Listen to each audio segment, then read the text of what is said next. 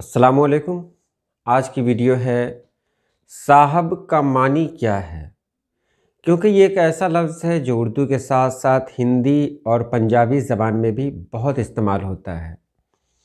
तो आखिर ये लफ्ज़ आया कहाँ से, क्या मानी है, ये सब कुछ आपको इस वीडियो में बताया जाएगा।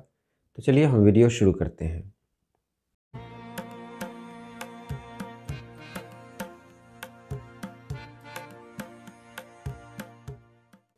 साहिब या साहब, पहले तो इसके तलफ़ुज़ में ही फ़र्क है कि साहिब कहा जाए या साहब कहा जाए। गालिब ने भी इसका इस्तेमाल किया है। प्लेट्स ने लिखा है कि साहिब जो है यानी साहिब वो एक बिगड़ा हुआ तलफ़ुज़ है साहब का। असल लफ्ज़ जो है वो साहब ही है, साहिब नहीं है प्लेट्स के मुताबिक। फ़ारसी में इस लफ्ज़ का मानी है यार, साथी, साथ ही साथ वज़ीर और खुदावंद भी मानी में आता है। ये बहार अजम का हवाला है आपके सामने।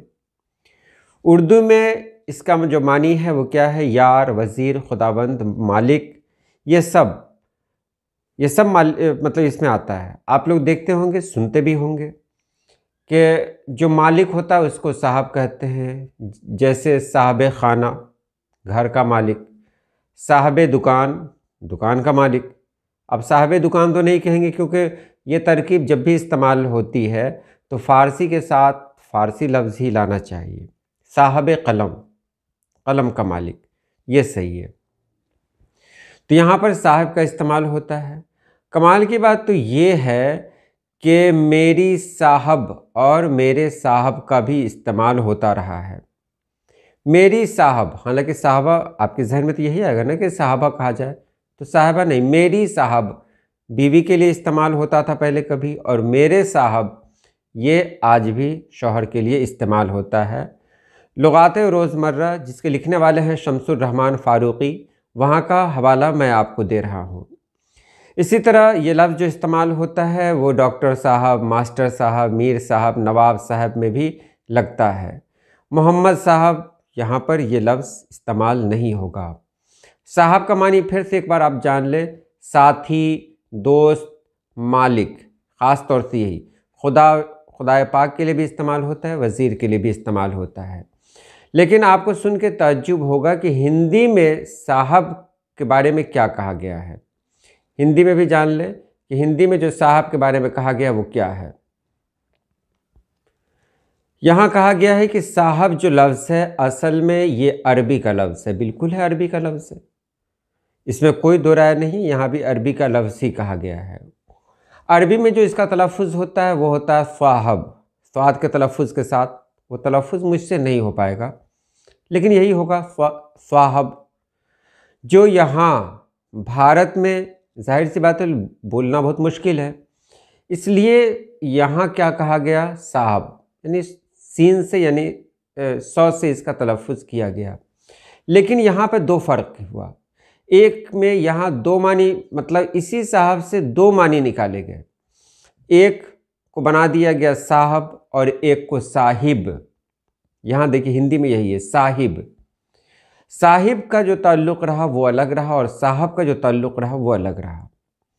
साहब कहा गया मालिक को, दोस्त को, जो बड़े हैं वहाँ एहतरामन कहा गया कि मास्टर साहब, जैसा मैंने पहले ही कह दिया, वज़ीर साहब, ये साहब, वो साहब, वो हिंदी में भी इस्तेमाल होता रहा।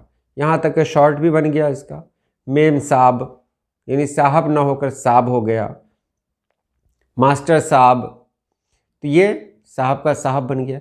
लेकिन ये साहिब जो लफ्ज़ आया वो अलग है। अब देखिए, प्राचीन यानी पुराने भारत में साहिब का मानी होता था खुदा के बराबर, यानी खुदा का साथी। हिंदी में कहें तो भगवान का साथी। साहिब का मानी होता था भगवान का साथी, खुदा का साथी। हिंदी में आपको मैं बता रहा हूँ अभी। तो इसी तरह बना क्या, गुरु ग्रंथ साहिब और बहुत सारा, ननकाना साहिब, ये अल्फाज वहीं से आए। यहाँ तक कि तुलसीदास ने भी इसका इस्तेमाल किया है और इन्होंने साहब का इस्तेमाल नहीं किया बल्कि साहिब का इस्तेमाल किया। बिल्कुल आसान ज़बान में अगर कहीं आप ये समझें तो यही समझ सकते हैं कि साहब का इस्तेमाल उसके लिए हुआ जो किसी आला ओहदे पर हो, या फिर कोई बहुत ख़ास साथी हो, या फिर किसी की इज़्ज़त व एहतराम का मामला हो, वहाँ साहब का इस्तेमाल हुआ। अब यहाँ जो इस्तेमाल हुआ है तो यहाँ इस्तेमाल हुआ है साहिब का हिंदी में, तो यहाँ कहा गया खुदा का साथी, मतलब जो अल्लाह वाला हो उनके साथ इसका इस्तेमाल किया गया। उर्दू, फ़ारसी और अरबी में ऐसा बिल्कुल नहीं है। साहब कहते हैं साथ रहने वाले को, जो साथ में रहते हैं उनको साहब कहा जाता है। एक तो मतलब यही है। बने हैं शह का मसाहिब फिरे है इतराता, वगरना शहर में गालिब की आबरू क्या है। ये गालिब का शेर है, वहाँ मसाहिब का इस्तेमाल हुआ। शाह का मसाहिब यानी बादशाह के साथ रहने वाला, बादशाह के साथ उठने बैठने वाला, ये मानी हुआ। मसहब ही इसी से बना, ये साहब की जमा असहाब, तो ये सभी अल्फाज यहीं से बने। सहाबा इकराम, अब सहाबा इकराम किनको कहेंगे? जो नबी पाक सल्लल्लाहु अलैहि वसल्लम के साथ उठते बैठते, उनके साथ वक्त गुजारा करते थे, उनको सहाबा कहा गया। तो एक ही साहब से इतने सारे अल्फाज आए, लेकिन सबसे बड़ी बात यह है कि ये अरबी का लफ्ज़ है, और अरबी का लफ्ज़ होते हुए भी ये जब फ़ारसी में आता है तो फ़ारसी में भी इसका कोई तलफ़्फ़ुज़ नहीं बदलता, और जब फ़ारसी से ये लफ्ज़ उर्दू में आता है तो बिल्कुल उन्हीं मानों में इस्तेमाल किया जाता है जो अरबी में है।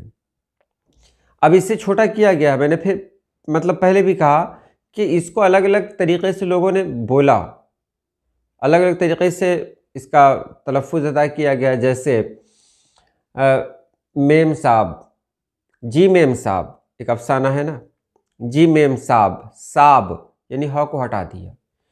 यहाँ ह को हटाने का मतलब ये नहीं है कि तलफ़्फ़ुज़ को बिगाड़ दिया गया।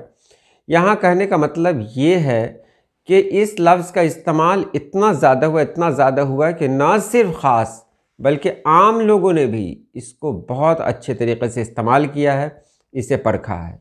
तो ये रहा साहब का मानी और मतलब। तो साहब और भी कई मानी में इस्तेमाल हो सकते हैं। जब आप लुग़त देखेंगे तो लुग़त में बहुत सारे मानी हैं, लेकिन सीधे सीधे जो मैं कहूँ तो वो मालिक के इस्तेमाल में आता है, साहब मकान, साहब खाना, या फिर जो बड़े हैं उनके साथ एहतरामन कहा जाता है। आजकल के ज़माने में यही दोनों राइज हैं, वज़ीर के लिए, इसके लिए, उसके लिए। अब कम हैं, पहले की तरह नहीं है। पहले कहा जाता था वज़ीर को साहब कहा जाता था, अब ऐसा नहीं है। तो उम्मीद है समझ लिया होगा आपने। आज के लिए इतना ही। अल्लाह पाक आप सभी लोगों को खुश रखे, आबाद रखे। अल्लाह हाफिज़।